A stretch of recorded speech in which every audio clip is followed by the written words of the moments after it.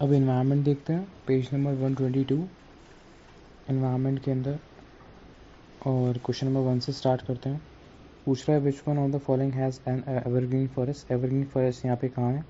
Malwa, eastern घाट, western घाट, छोटा नागपुर। तो western घाट में है एवरग्रीन फॉरेस्ट। उसके बाद में सेकेंड वाला क्वेश्चन कह रहा है इनमें से कौन सा यूनिक कैरेक्टर होता है इक्वेटोरियल फॉरेस्ट का। इक्वेटोरियल फॉरेस्ट ऐसे फॉरेस्ट होते हैं या फिर इस तरीके के फॉरेस्ट होते हैं जो कि इक्वेटर रीजन में पाए जाते हैं। तो इक्वेटर रीजन में पाए जा रहे हैं, दैट मीन्स ये ट्रॉपिकल रेन फॉरेस्ट की बात कर रहा है। तो पहला वाला ऑप्शन कह रहा है द प्रेजेंस ऑफ टॉल, लंबे और बहुत ज़्यादा पास पास होते हैं पेड़, और कंटिन्यूस कैनोपी। कंटिन्यूस कैनोपी मतलब जो उनकी छाँव होती है या फिर जो ब्रांचेस होती है वो कंटिन्यूस रहती है। हाँ, क्योंकि पास पास होते हैं तो ऐसा लगता ही नहीं है कि कहीं पे भी गैप आ रहा है।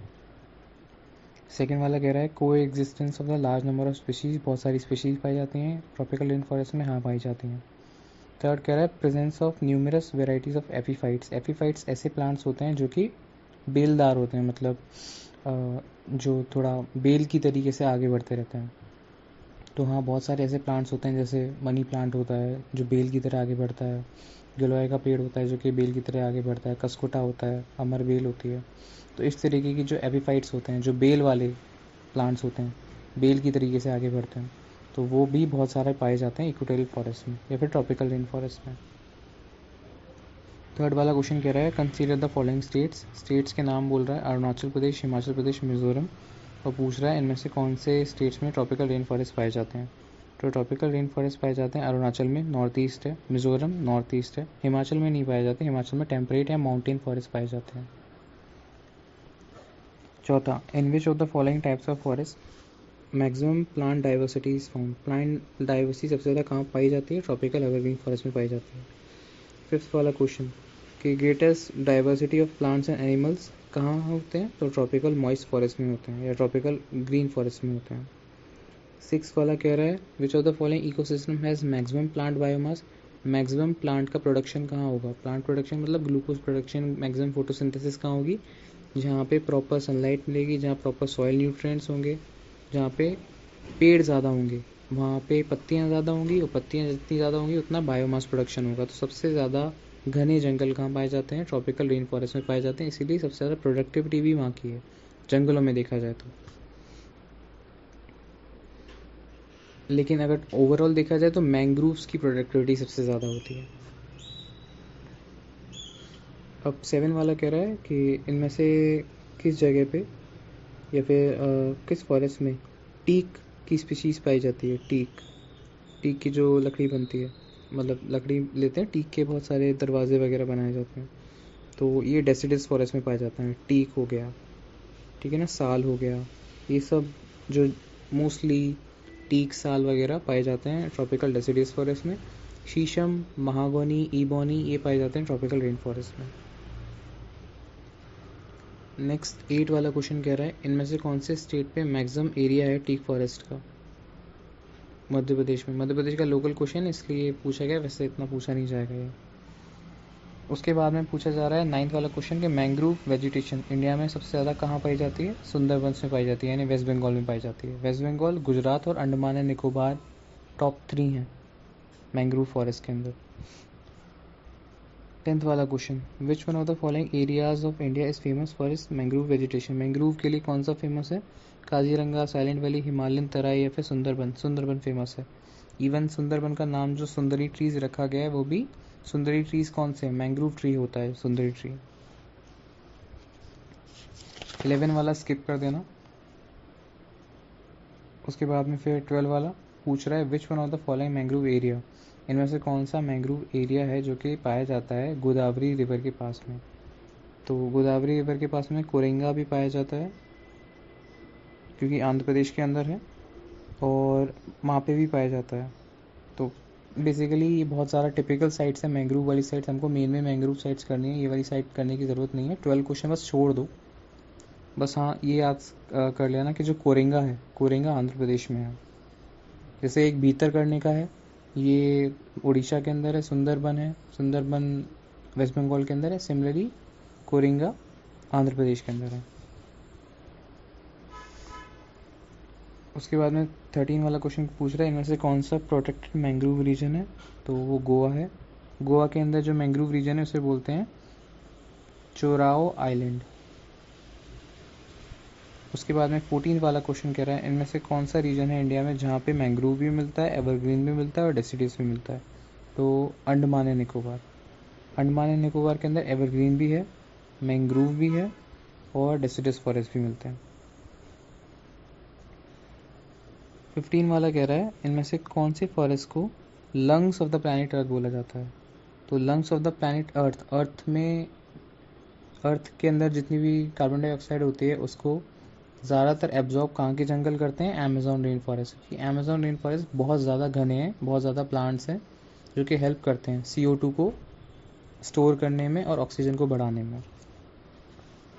16 वाला क्वेश्चन कह रहा है इनमें से कौन से कॉन्टिनेंट में ट्रॉपिकल डेसिडियस फॉरेस्ट काफ़ी सारे हैं, काफ़ी ज़्यादा मात्रा में पाए जाते हैं, तो एशिया में ट्रॉपिकल डेसिडियस फॉरेस्ट सबसे ज़्यादा पाए जाते हैं पूरे वर्ल्ड में अगर कोई कॉन्टिनेंट है।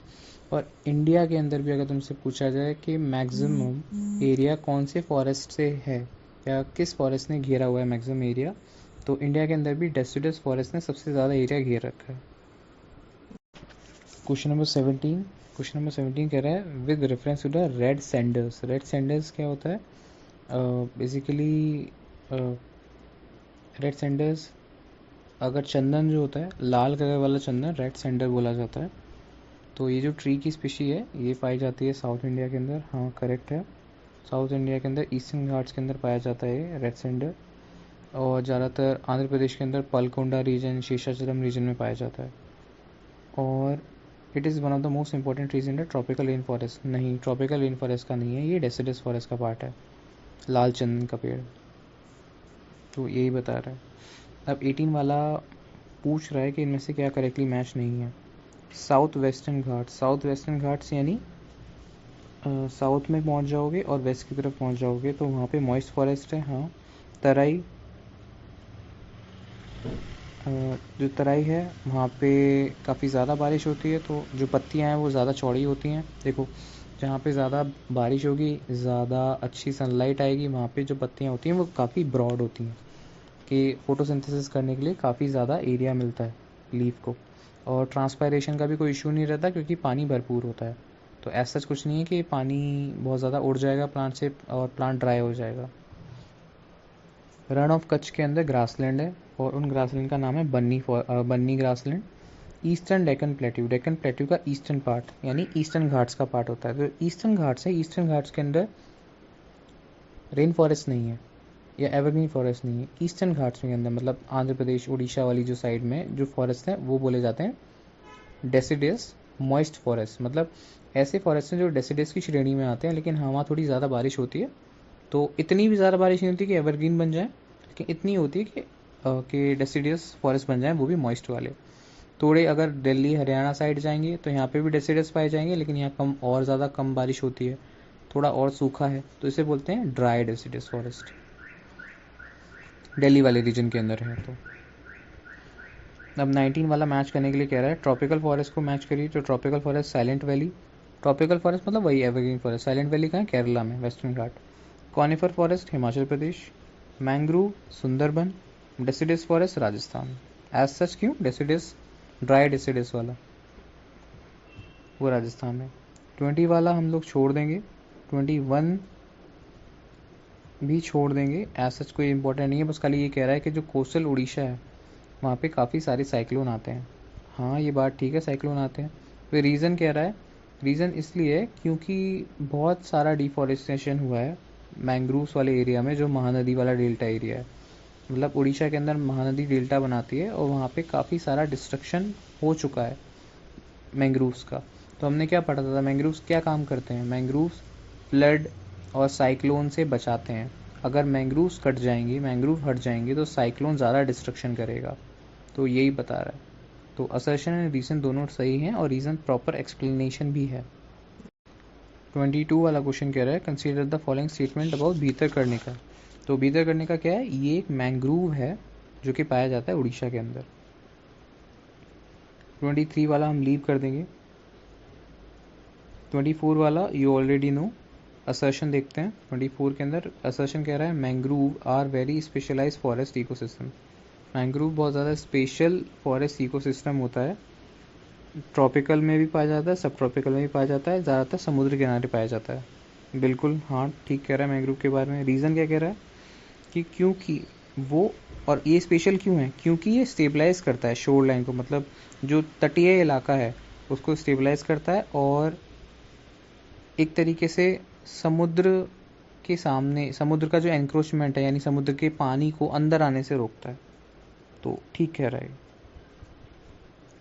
25 वाला कह रहा है कि हिमालय में चले जाओगे तो आपको कौन सा प्लांट मिलेंगे नेचुरली। ओक, हाँ ओक का पेड़ हमें मिलता है, पाइन, फिर ओक, सेदार, देवदार, ये सब मिलते हैं। रोडोडेंड्रॉन भी मिलता है। सैंडलवुड नहीं, सैंडलवुड हमको, चंदन के पेड़ हमको कहाँ मिलेंगे, साउथ इंडिया में मिलेंगे। तो ये हमको याद रखना है। अब benefits and use of forest पर आ जाते हैं। पेज नंबर 127 से शुरू करते हैं अपने क्वेश्चन आंसर्स करना। पहला कह रहा है assertion forest are renewable resource. Forest renewable resource होते हैं, हाँ बिल्कुल करेक्ट, अच्छी बात है। रीन्यूएबल रिसोर्स होते हैं क्योंकि दोबारा से उगाया जा सकता है। रीज़न क्या है, they enhance the quality of environment. हाँ रीज़न का स्टेटमेंट तो ठीक है, ये एनवायरनमेंट की क्वालिटी बढ़ाते हैं, लेकिन रिन्यूएबल क्यों होते हैं ये नहीं बता रहा। तो असर्शन रीज़न दोनों करेक्ट हैं एज ए स्टेटमेंट, लेकिन रीज़न करेक्ट एक्सप्लेनेशन नहीं है। सेकेंड वाला, natural resource are those that exist in a region and can also be use in a future. Natural resources वो होते हैं जो कि एक जगह मिलते हैं जिसको अभी भी यूज़ किया जा सकता है और बाद में भी, हाँ बिल्कुल। रीज़न क्या कह रहा है, the development of an actual natural resource depend upon the technology and the cost of production. अगर हमको किसी नेचुरल रिसोर्स को यूज़ करना है तो टेक्नोलॉजी क्या है उस टाइम पर, और कॉस्ट ऑफ प्रोडक्शन उसको बनाने में कितना हेल्प लेगी, ये चीज़ हमको पता करना पड़ता है। हाँ दोनों स्टेटमेंट ठीक है लेकिन करेक्ट एक्सप्लेनेशन नहीं है। थर्ड वाला कह रहा है aluminium is a green metal. Aluminium is a green metal. Green का मतलब क्या होता है, ग्रीन मेटल का मतलब ये होता है कि ऐसा मेटल जिसको निकालने में और जिसको प्रोसेस करने में ज़्यादा इन्वायरमेंट का नुकसान नहीं होता। हाँ जो एल्यूमिनियम है वो ग्रीन मेटल है। क्यों, क्योंकि कंपेयर टू अदर मेटल्स जैसे आयरन हो गया, कॉपर हो गया, इसको निकालने में इतना ज़्यादा प्रॉब्लम नहीं होता है। लेकिन रीज़न क्या कह रहा है, रीज़न ये कह रहा है कि क्योंकि ये वुड की जगह यूज़ हो सकता है। नहीं, ये रीज़न गलत है, वुड की जगह यूज़ नहीं हो सकता। हम एल्यूमिनियम के फर्नीचर नहीं बना सकते, एल्यूमिनियम के डोर नहीं बना सकते। अब जो फोर्थ वाला है इसको देखते हैं। ये हमने पढ़ा था कि in a particular region in India, ऐसी कौन सी स्टेट है इंडिया में जहाँ पे लोकल लोग जो ट्रीज़ की रूट्स को इस तरीके से अरेंज कर देते हैं कि वो जो रूट्स होती हैं वो ब्रिज की तरीके से काम आ जाती हैं। तो मेघालय के अंदर इस तरीके से होता है, रूट ब्रिजेस बोलते हैं जिन्हें। खांसी जयंतिया में, खांसी जयंतिया जो जगह है वहाँ पे। अब नेक्स्ट वाला टॉपिक देखते हैं, deforestation and its impact. Page number 128 question number 1 कह रहा है विच of the following is not impact of deforestation in India. इनमें से किसका इम्पैक्ट डिफॉरेस्टेशन ऑफ इंडिया में नहीं है। Okay sorry, which of the following is not the impact of deforestation in India. Deforestation, which of the following is not the impact of the, okay deforestation का impact नहीं है, जो मतलब deforestation करने से ये चीज़ नहीं होगी। अगर डिफॉरेस्टेशन करेंगे, पहला वाटर रिसोर्स ड्राई हो जाएंगे, हाँ। बायोडाइवर्सिटी कम हो जाएगी, हाँ। सॉइल इरोजन हो जाएगा, हाँ। अर्बनाइजेशन नहीं, डिफॉरेस्टेशन करने से अर्बनाइजेशन नहीं हो रहा, अर्बनाइजेशन करने से डिफॉरेस्टेशन हो रहा है। तो ये क्वेश्चन, सॉरी मुझे भी क्वेश्चन समझने में थोड़ा टाइम लगा। Question number 2, Nagaland mountains are becoming increasingly barren mountain due to. Nagaland के माउंटेन धीमे धीमे बंजर होते जा रहे हैं, ऐसा क्यों, शिफ्टिंग कल्टीवेशन की वजह से। शिफ्टिंग कल्टीवेशन या फिर झूम कल्टीवेशन क्या होता है, जहाँ पे लोग थोड़े दिन तक खेती बाड़ी करते हैं, फिर आग लगा देते हैं, फिर चले जाते हैं, और वो जो एरिया होता है वो क्लियर हो जाता है और फिर बंजर पड़ जाता है। थर्ड वाला क्वेश्चन देखते हैं, असर्शन कह रहा है the loss of forest cover in India, forest cover कम होने की जो इंडिया में वजह है वो क्या है, डेमोग्राफिक ट्रांजिशन है इंडिया में। डेमोग्राफिक ट्रांजिशन मतलब डेमोग्राफी होता है पॉपुलेशन से रिलेटेड, यानी पॉपुलेशन जैसे जैसे बढ़ रही है इंडिया में वैसे वैसे फॉरेस्ट कवर कम होता जा रहा है। हाँ ठीक कह रहा है। रीज़न क्या कह रहा है, forest cover is negatively related to population growth, जो फॉरेस्ट है वो नेगेटिवली रिलेट करता है पॉपुलेशन ग्रोथ से, मतलब पॉपुलेशन ग्रोथ जैसे जैसे होगी वैसे वैसे फॉरेस्ट कवर कम होता जाएगा। हाँ करेक्ट, एक्सप्लेन भी कर रहा है, दोनों स्टेटमेंट भी ठीक है। चौथा वाला, the main causes for forest loss are, main causes क्या हैं फॉरेस्ट लॉस के, road development, river valley project, industrial development या agricultural development. Industrial development, industrial development होगा तब जाके बहुत सारी चीज़ें हमें यूज़ करनी होती है, वो तोड़नी पड़ेंगी, बहुत सारी चीज़ें करनी पड़ेंगी। ओके, फिफ्थ वाला झारखंड का अपना क्वेश्चन है। सिक्स वाला देखते हैं, इनमें से कौन सी सिटी है इंडिया में जो कि स्पेशलाइज्ड है प्लांटेशन में, विजयवाड़ा, चंडीगढ़, शिलोंग, वलपराई। वलपराई कोयम्बटूर डिस्ट्रिक्ट में है तमिलनाडु में, और यहाँ पे प्लांटेशन पाया जाता है। ओके ठीक है,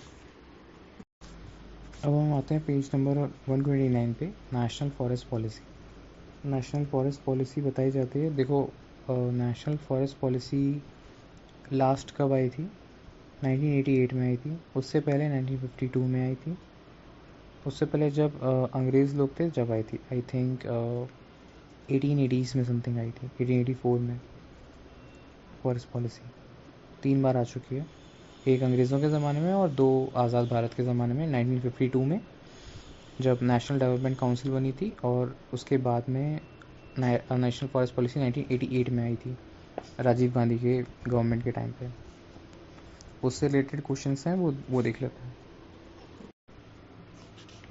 क्वेश्चन नंबर सेकंड से शुरू करते हैं, page number 130, the minimum land area जो कि फॉरेस्ट पॉलिसी के अंदर है कि कितने प्रतिशत लैंड का हिस्सा हमारे भारत में फॉरेस्ट के अंदर आना चाहिए जिससे इकोलॉजिकल बैलेंस बना रहे, वो है 33%। नेशनल फॉरेस्ट पॉलिसी 1988 बताती है कि एटलीस्ट 1/3 ऑफ आवर लैंड, यानी 33% of India's land should be forest. Third वाला भी क्वेश्चन सेम है, फोर्थ वाला भी क्वेश्चन सेम है, फिफ्थ वाला भी क्वेश्चन सेम है। सिक्स वाला कह रहा है इनमें से क्या चीज़ फॉरेस्ट की तरीके से क्लासिफाई नहीं की गई है नेशनल फॉरेस्ट पॉलिसी के अंदर। तो नेशनल पार्क को फॉरेस्ट क्लासिफाई नहीं किया गया है नेशनल फॉरेस्ट पॉलिसी 1952 में, 1952 वाली में, 1988 में नहीं है, क्योंकि बहुत पुरानी है ना, उस टाइम नेशनल पार्क थे ही नहीं। नेशनल पार्क खुद 1972 के बाद आए हैं, क्योंकि वाइल्ड लाइफ प्रोटेक्शन एक्ट तो तभी बना है। 7 वाला क्वेश्चन स्किप करेंगे, 8 वाले पे आएंगे कि नेशनल फॉरेस्ट पॉलिसी की मेन ऑब्जेक्टिव क्या है। पहला, ensure ecological balance, correct. To promote social forestry, नहीं, सोशल फॉरेस्ट्री प्रमोट करने के लिए नहीं कहती है। उसके बाद में फिर कह रहा है कि 1/3 of the countries total land should be forested. हाँ ये कहती है कि 1/3 टोटल लैंड होनी चाहिए। Encouraging public community participation is forest management, ये भी कहती है। तो आई थिंक इसका 1, 3 एंड 4 होना चाहिए। एंड इसके अंदर जो ऑप्शन है वो ज़्यादा बेटर नहीं दिए हुए हैं, वैसे भी पुराना क्वेश्चन है तो उसको स्किप करते हैं। लेकिन हाँ 1/3 वाला तुम्हारा वो तो रूल तुमको पता ही है, 33% वाला। उसके बाद में पेज नंबर 142 पे आ जाते हैं। इसमें हम लोगों को क्वेश्चंस नहीं देखने हैं, सिर्फ IUCN के बारे में देखना है। IUCN क्या है, international union for conservation of nature, और ये इस्टेब्लिश कब हुआ था, 1948 में, भारत की आज़ादी के 1 साल बाद। और इसके हेडक्वार्टर कहाँ है, जिनेवा, स्विट्ज़रलैंड में, ये इंपॉर्टेंट है। रेड लिस्ट यही देता है, रेड डेटा बुक भी यही छापता है, तो ये चीज़ इंपॉर्टेंट है। और हाँ इसमें 2 क्वेश्चन इंपॉर्टेंट है। Question number 1, India's largest fish is whale. Question number 4, the pugmark technique कहाँ पे यूज़ होती है। तो पगमार्क टेक्निक हम यूज़ करते हैं एनिमल्स की पॉपुलेशन को गिनने में, कि अगर हम जो उनके पद चिन्ह होते हैं, पद चिन्हों को गिनेंगे तो उससे हम पता कर सकते हैं कि अच्छा कितने जानवर हैं, अलग अलग जानवर के अलग अलग पद चिन्ह होते हैं, तो उससे संख्या की गिनती होती है बेसिकली कि कितने जानवर हैं।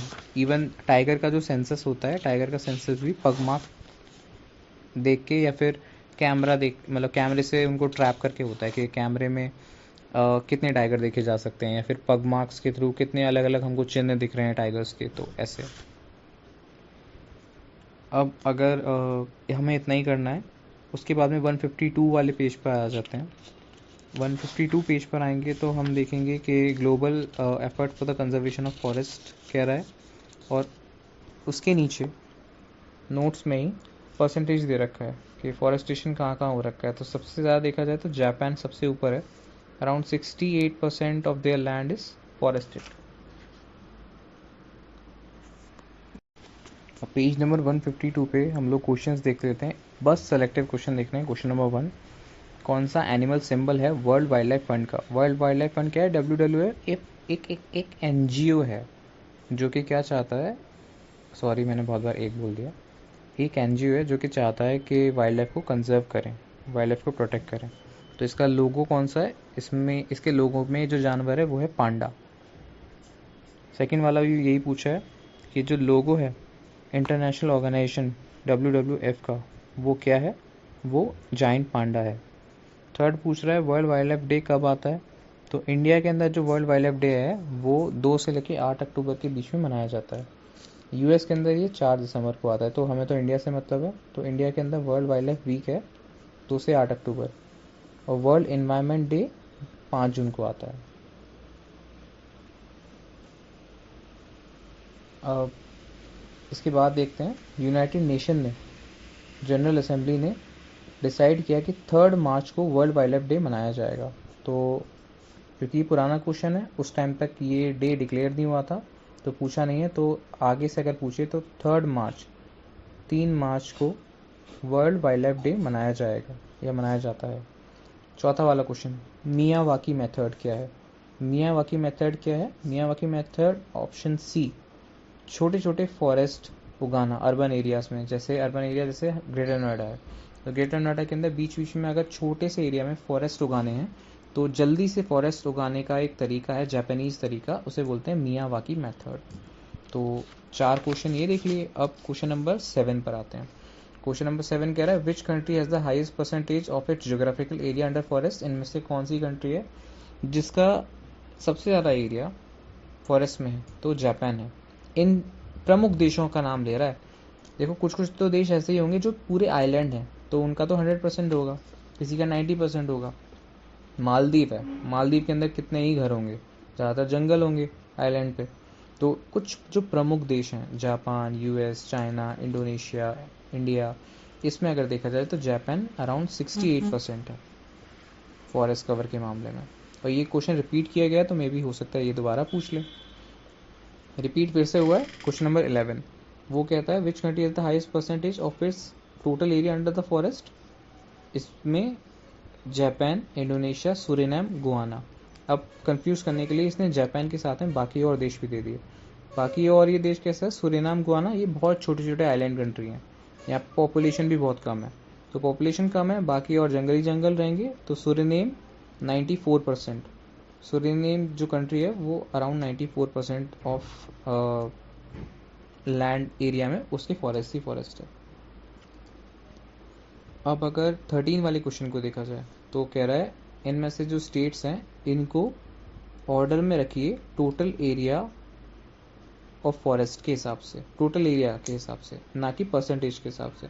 तो टोटल एरिया के हिसाब से अगर देखा जाएगा तो सबसे ज़्यादा एरिया आएगा मध्य प्रदेश में। एक मिनट, विद द रेफरेंस, अच्छा सॉरी, आई एम सॉरी, 13 वाला कह रहा है with the terms of percentage of the forest cover, sorry forest cover के हिसाब से परसेंटेज, मतलब मध्य प्रदेश के अंदर अगर 100 एकड़ भूमि है और 30 में जंगल है तो 30% हो गया मध्य प्रदेश में। 100 एकड़ भूमि महाराष्ट्र में और वहाँ पे 50 एकड़ पे जंगल है तो 50% हो गया महाराष्ट्र में। तो सबसे ज़्यादा है छत्तीसगढ़ में 41%, उसके बाद में है उड़ीसा, उसके बाद में है मध्य प्रदेश, उसके बाद में है महाराष्ट्र। तो ये होगा, तो सबसे पहले छत्तीसगढ़, फिर उड़ीसा, फिर MP, फिर महाराष्ट्र। आई एम सॉरी, उस टाइम मैंने जल्दबाजी कर ली थी क्वेश्चन पढ़ने में। 16 वाला question, which of the following leaf modification occur in the desert area. Desert area मतलब ज़ेरोफाइटिक रीजन। ज़ेरोफाइटिक रीजन मतलब ऐसा रीजन जहाँ पे ड्राई एरिया है। तो वहाँ पे कौन कौन सी मॉडिफिकेशन करते हैं प्लांट्स। पहला, hard and vaccine leaf. Leaf पे वैक्सी कोटिंग हो जाती है, हाँ। लीफ छोटी हो जाती है, टाइनी लीफ, यस। थॉर्न आ जाते हैं लीफ की जगह, यस, ताकि इवेपोरेशन या ट्रांसपरेशन कम हो। तो ऑल ऑफ द अबव आ जाएगा 16 वाले क्वेश्चन में। बाकी और क्वेश्चन करने की ज़रूरत नहीं है, इतना हमको पढ़ना था फॉरेस्ट वाले एरिया में। बाकी जो रिपोर्ट आई है इंडिया के फॉरेस्ट कवर पे, वो हम अलग से डेडिकेटेड तरीके से करेंगे। इसमें बस इतने ही क्वेश्चन रिवाइज करने थे।